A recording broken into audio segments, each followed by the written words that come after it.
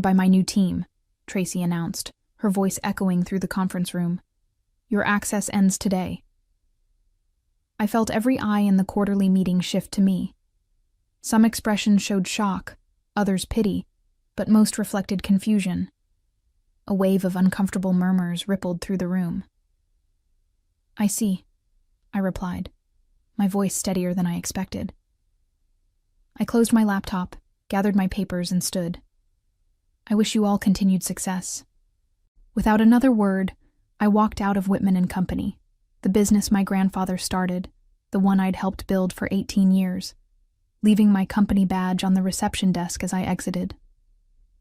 My name is Mary Whitman, and at 42, I never imagined being fired from my family's business, especially not by my own sister.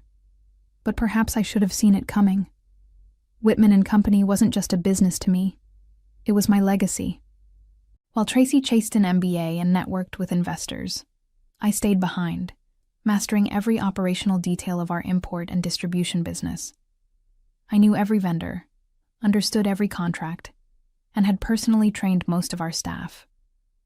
When our father retired last year, the board's decision to name Tracy as chairman stung, but I understood the optics. She was the face investors wanted, polished, ambitious, with the right degrees and connections. I drove home in silence, replaying Tracy's triumphant expression as she announced my dismissal. She'd always seen me as competition rather than an ally. Growing up, if I received praise for my hard work, Tracy found ways to eclipse it with flash and charm. She didn't want to share credit. She wanted to erase my contributions entirely.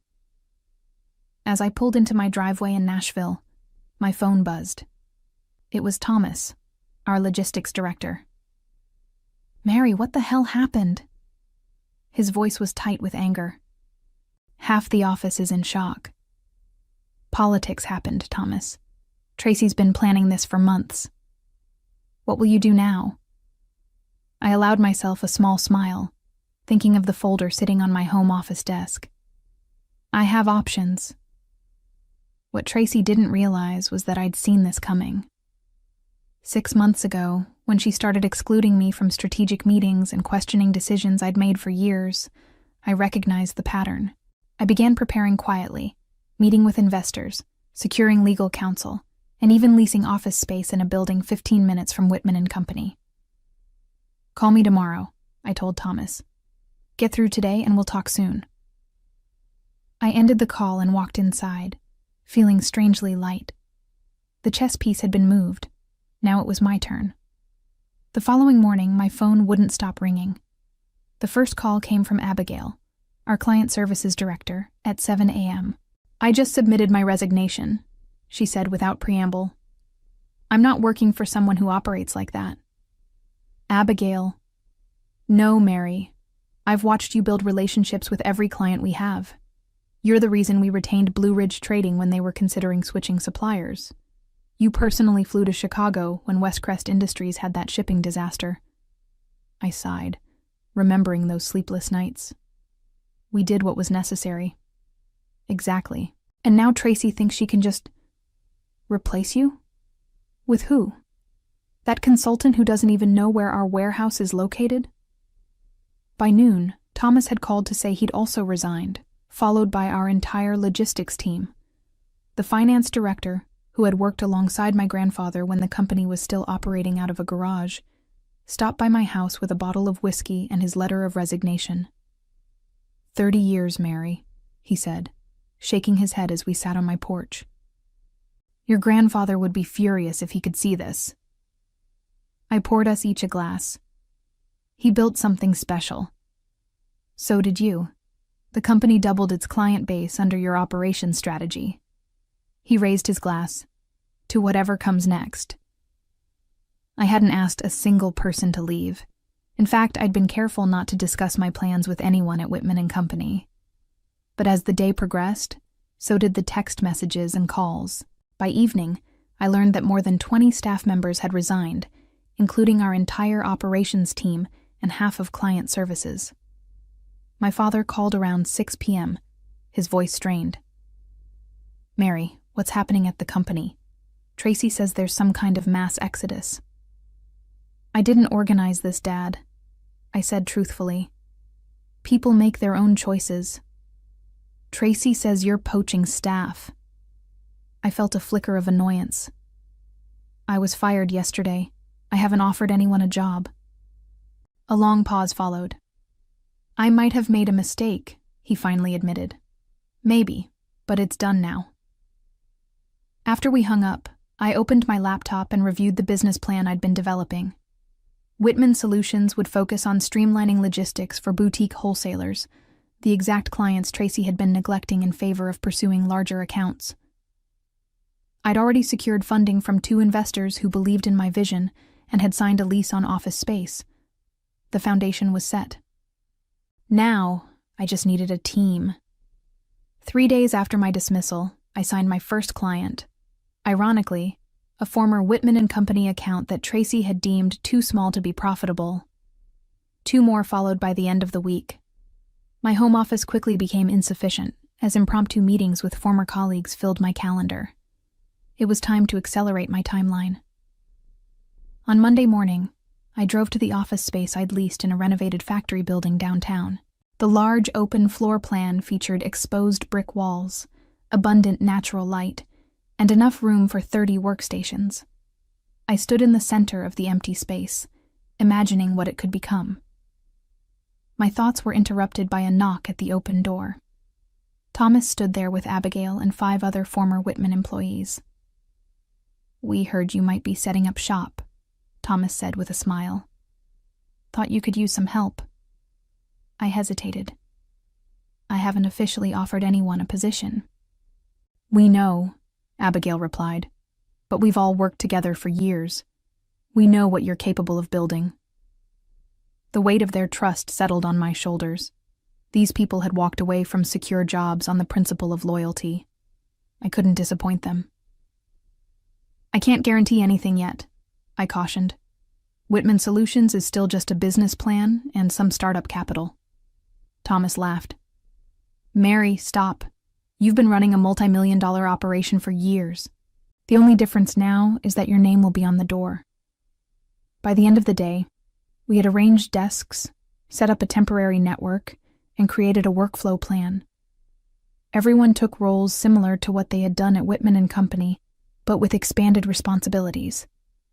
The energy in the room was electric, something I hadn't felt at the family business in years. That evening, as most of the team headed home, I received a text from Tracy. "This is a legal matter now. Expect to hear from our attorneys." I showed the message to Thomas, who had stayed behind to help with the network setup. "She's bluffing," he said. "What's the legal issue? You haven't violated any non-compete, you haven't taken company property, and everyone left voluntarily." "She's angry. The warehouse manager told me they couldn't fulfill 3 orders yesterday because nobody knew the procedures." He shook his head. "That's not your problem anymore." "No," I agreed, "but it is our opportunity." I opened my laptop and showed him the spreadsheet I'd been working on, a list of Whitman & Company's smaller accounts, all of which Tracy had categorized as low priority. "These clients have been neglected for years," I explained. "They need a partner who values their business." Thomas studied the list. "This is at least $2 million in annual revenue if we can convert half of them." "Exactly, and we already have 3 signed."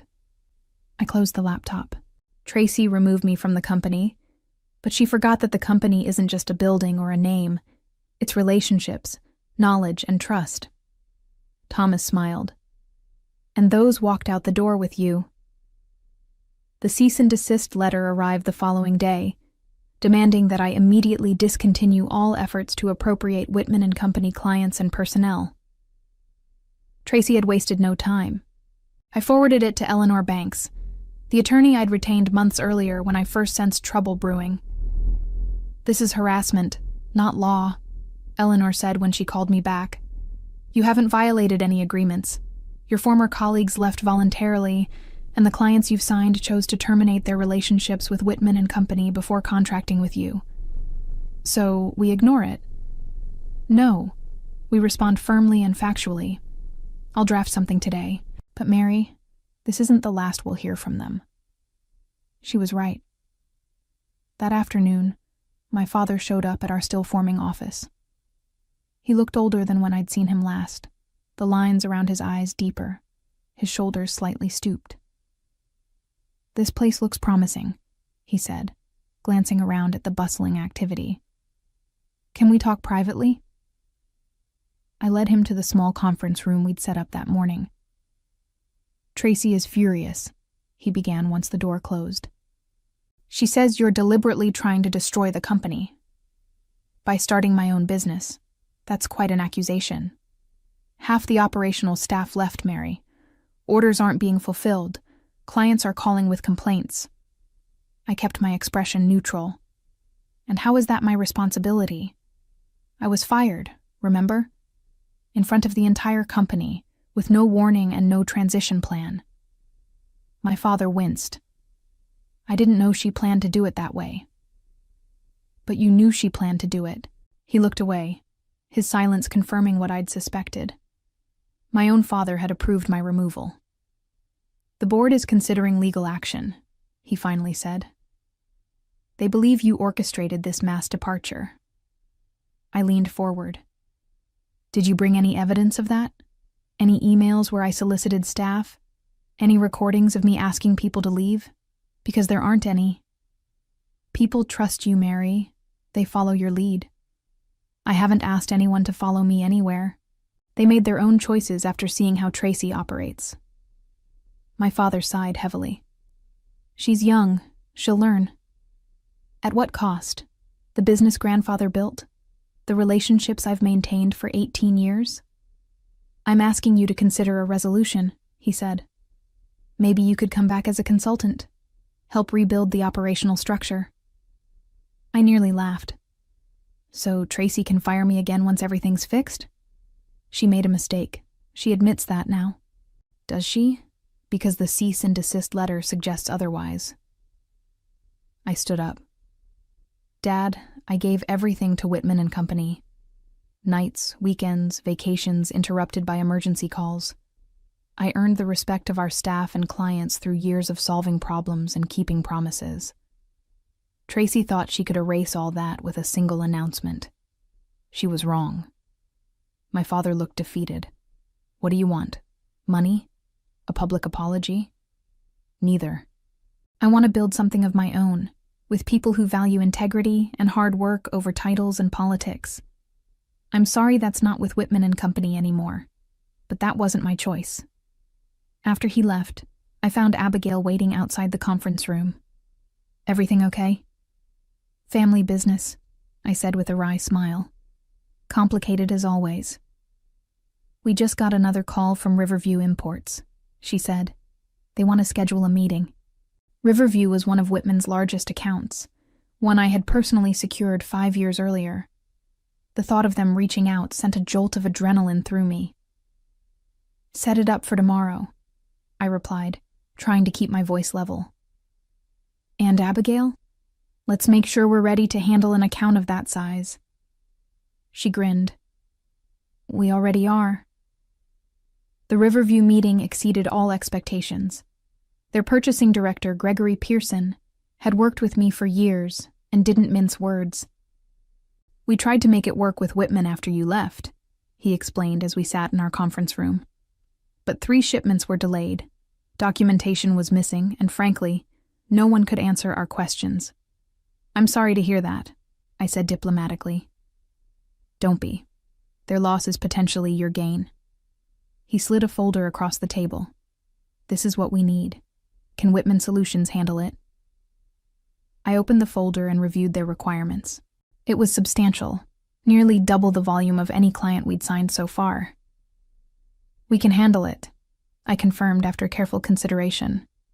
"We have the expertise and the systems. We're still building out our warehouse capacity, but we can manage this volume." "Good. I've got approval to sign a 6-month trial contract, with the option to extend to 3 years if all goes well." As we worked through the details, I felt a sense of validation wash over me. This wasn't just any client. This was proof that what we were building had real value. After Gregory left, I gathered the team to share the news. The celebration was just getting started when my phone rang. It was Eleanor. "Mary, are you sitting down?" she asked. "What's happened?" "Whitman and Company just filed for a temporary restraining order against you and Whitman Solutions. They're claiming theft of trade secrets, tortious interference with business relationships, and several other colorful accusations." My stomach dropped. "On what grounds?" "They're alleging you copied confidential client information and proprietary logistics systems before you left. They've submitted a declaration from Tracy claiming she has evidence you accessed restricted files in the weeks before your termination." I felt the blood drain from my face. "That's impossible. I know. But they've convinced a judge to grant a temporary hearing. We need to prepare a response immediately." I ended the call and found everyone staring at me. Their celebratory mood evaporated. "What is it?" Thomas asked. I explained the situation as calmly as I could. "This is a delay tactic," I concluded. "They're trying to damage our reputation with potential clients and slow our momentum." "Can they do that?" one of the newer team members asked nervously. "They can try," Thomas answered before I could. "But Mary runs the cleanest operation I've ever seen. There's no evidence because there was no wrongdoing." His confidence bolstered me. "Eleanor will handle the legal response. We need to focus on what we can control, serving our clients and building this business." The team dispersed, but Thomas lingered. "There's something else," he said quietly. "What is it?" "I've been hearing from friends still at Whitman. Tracy's brought in management consultants. They're conducting interviews with remaining staff, asking about how information was shared, who had access to what." I frowned. "She's building a case. Or trying to. But here's the interesting part. The board isn't unanimous about this approach. 2 members have expressed concern that the litigation will be more damaging than helpful." "Who told you that?" "Jennifer from accounting. Her husband plays golf with Harold Peters. Harold was one of my father's oldest friends and a founding board member. If he was questioning Tracy's strategy, it could signal a shifting dynamic." "Keep your ear to the ground," I told Thomas. "But we proceed as planned. We have nothing to hide and everything to build." That night I couldn't sleep. The irony wasn't lost on me. Tracy had fired me to consolidate her power, only to face a crumbling company, and now had resorted to legal maneuvers to stop my success.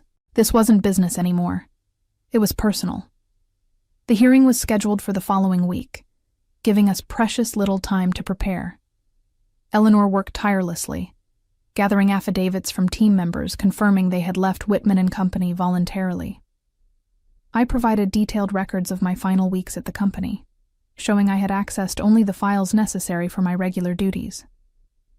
"Their case is weak," Eleanor assured me. "But perception matters almost as much as facts.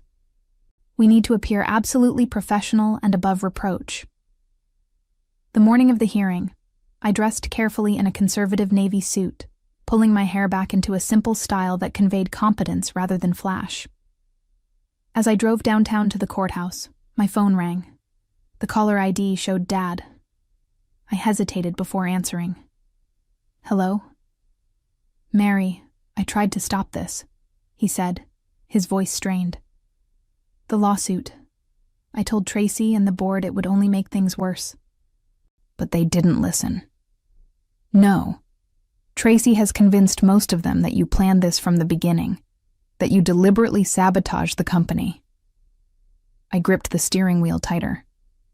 "And you? What do you believe?" A long pause followed. "I believe I made a mistake when I supported Tracy for chairman. I was impressed by her credentials, her connections. But I forgot what really makes a business work." For the first time since this all began, I felt tears prick at the corners of my eyes.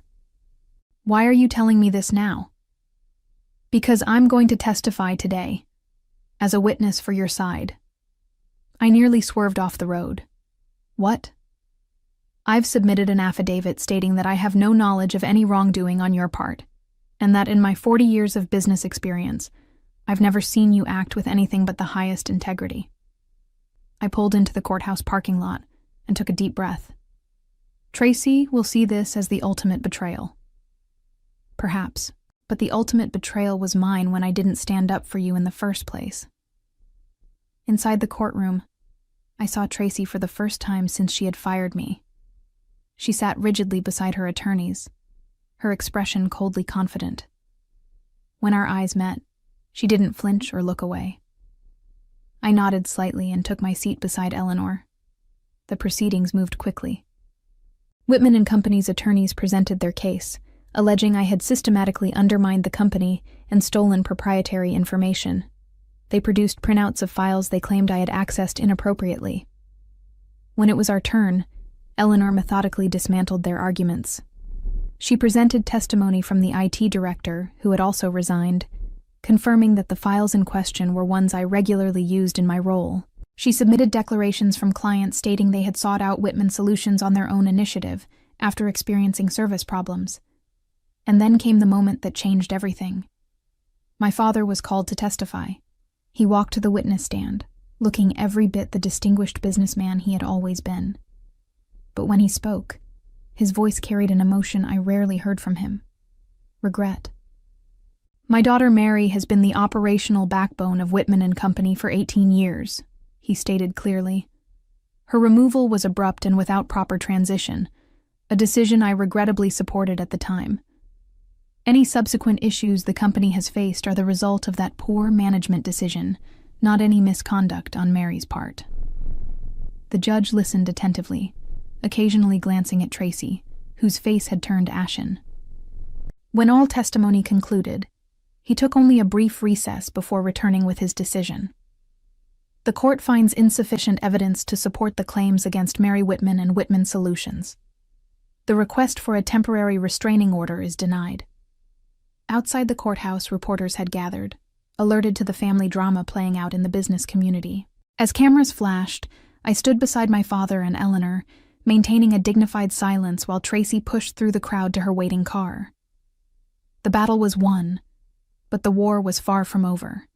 The legal victory created unexpected momentum for Whitman Solutions. Within days, 3 more former Whitman and Company clients reached out to schedule meetings. The Nashville Business Journal ran a feature story about the courthouse drama, and while I had declined to comment directly, the article painted a flattering picture of our new venture. What truly surprised me was the impact on Tracy. According to Thomas's sources, she had been reprimanded by the board following the failed legal action. The litigation costs and negative publicity had only compounded Whitman and Company's operational problems. A month after the hearing, my father invited me to dinner. We met at a quiet restaurant away from the business district, where he looked more relaxed than I had seen him in years. "The board held an emergency meeting yesterday," he said after we ordered. "Tracy has been placed on probation. They've appointed a co-chairman to oversee operations while she focuses on client retention." I absorbed this news carefully. "Who's the co-chairman?" "Harold Peters. He was the most vocal opponent of the lawsuit against you." "And how does Tracy feel about this arrangement?" My father smiled slightly. "About as well as you'd expect. She argued against it, but the quarterly numbers were impossible to ignore. Revenue is down 28%. I took a sip of water, considering my response. "I'm not celebrating their struggles, Dad." "I know you're not. That's the difference between you and Tracy." He leaned forward. "The board has also authorized me to approach you about a potential collaboration." "What kind of collaboration?" "Nothing that would compromise Whitman Solutions. Just a limited partnership for certain large-scale projects that would benefit from our combined resources. Think of it as a first step toward healing." The proposal was unexpected. Part of me wanted nothing more to do with Whitman and Company, but another part recognized the practical benefits of such an arrangement. "I'll consider it," I said finally. "But I'll need to discuss it with my team. They left because they believed in a different way of doing business." "Fair enough," my father agreed. "They put their trust in you. Don't betray that." The partnership proposal sparked intense debate among our leadership team. Some saw it as a vindication and a smart business move. Others worried it would undermine everything we had built. "We left because of how Whitman operates," Abigail argued during our strategy meeting. "If we partner with them, aren't we tacitly endorsing those practices?" "Not necessarily," Thomas countered. "We'd be setting the terms. We could actually influence them to improve their operations." I listened carefully to every perspective, appreciating the passion and principles that drove each team member. After 3 hours of discussion, we agreed to a series of conditions under which we would consider the partnership. I presented these terms to my father the following day. Whitman Solutions would remain completely independent. The partnership would be project-based only. Our team would have full operational control over any joint ventures, and Tracy would have no direct authority over our staff. "These are strong terms," my father observed after reviewing the document, "but not unreasonable given the circumstances." "They reflect our values," I replied. "We've built something special here, and we won't compromise that."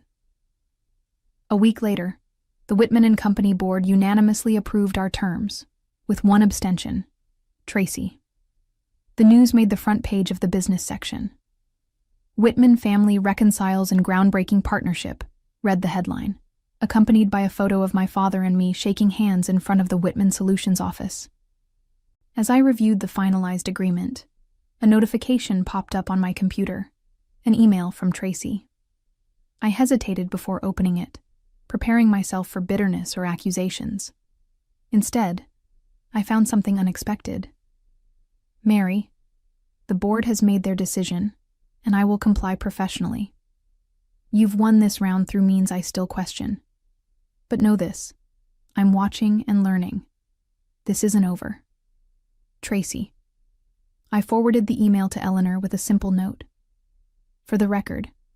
Then I turned my attention back to leading my company, the work that had always mattered most. When our receptionist buzzed to say Riverview's representatives had arrived for our contract renewal meeting, I smiled. Tracy was right about one thing. This wasn't over. It was just beginning. As I walked into the conference room, I reflected on how differently things had turned out from what I had initially planned. I hadn't sought revenge. I had simply created something better. And in doing so, I had achieved the most satisfying victory of all. Looking back on this journey from fired executive to successful founder, I realized that sometimes the best revenge isn't about destroying what hurt you, but building something they can't ignore.